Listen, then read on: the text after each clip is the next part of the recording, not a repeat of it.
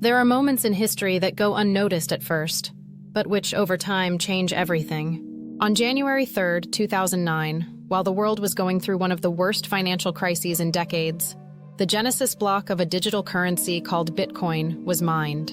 Inside that block, hidden within it, was a message that read, "The Times, 03, Jan 2009 Chancellor on brink of second bailout for banks." A real headline from the British newspaper, The Times. A phrase that was no coincidence. That message was a direct critique of the traditional financial system, of the fact that, once again, banks were being rescued with taxpayers' money. It was also a declaration of intent.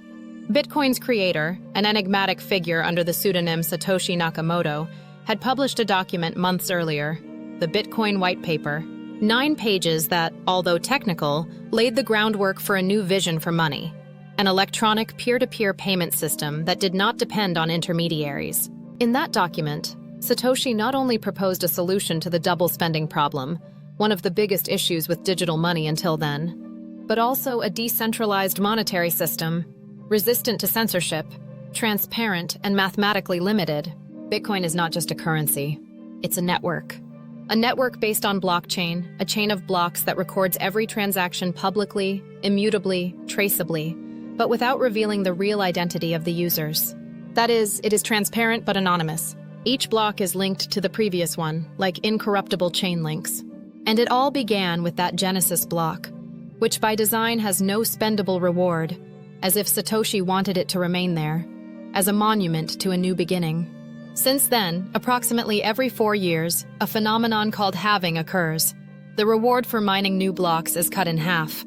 This means that the issuance of new bitcoins becomes smaller and smaller until a maximum total of 21 million is reached. Not one more. Never. This programmed scarcity, combined with growing demand, is what has caused Bitcoin to go from being worth mere cents in its early days to reaching tens of thousands of dollars per unit. But beyond the price, Bitcoin represents an idea that money does not have to be controlled by governments or central banks, that it can be free, open, global. And this naturally makes it a threat. To whom? To those who control the issuance of money, to states that rely on unlimited printing to finance deficits, to banks that profit from being intermediaries, to corporations that censor, to systems where sending money halfway across the world takes days, is costly, and relies on third parties. And yet, those same actors, the very ones who for years dismissed or criticized Bitcoin, are now buying it. Banks, institutional funds, governments. Why? Perhaps because they have realized that far from disappearing, Bitcoin is becoming a globally accepted store of value. Perhaps because they know that, in a world where trust in institutions falters, having an asset that depends on no one is having real power. Bitcoin needs no advertising or promises. Its code is law. It is open, audited by thousands of developers. It has no CEO. It belongs to no one, but it is used by millions. Perhaps not everyone understands how it works, but more and more people understand why it matters. Because in a world where everything can be modified, deleted, or manipulated, Bitcoin remains. Like a solid foundation, like a parallel system that asks for no permission. The future is not written. But if there is one constant in history, it is that truly powerful ideas always find their way. And Bitcoin, without a doubt, is one of them. Now that you understand all this, perhaps you're wondering, where exactly does Bitcoin fit within the crypto sector and the global financial landscape? Bitcoin is not simply the first cryptocurrency. It is the foundational pillar of the entire ecosystem. All other cryptos, altcoins, tokens, stablecoins orbit around its existence, but Bitcoin doesn't compete on functionalities. Its sole function is to be a store of value. And in a world where fiat currencies lose purchasing power year after year, that's no small feat. On the global financial map, Bitcoin is carving its way among giants. Institutional funds, banks, governments, all are slowly turning towards it. Not because they want to, but because they can no longer ignore it. And that raises an uncomfortable question. Can Bitcoin retain its essence, or will it finally be absorbed by institutions? The truth is, signs are already visible. Approved ETFs, large corporations accumulating, regulations that, far from prohibiting it, seek to control it.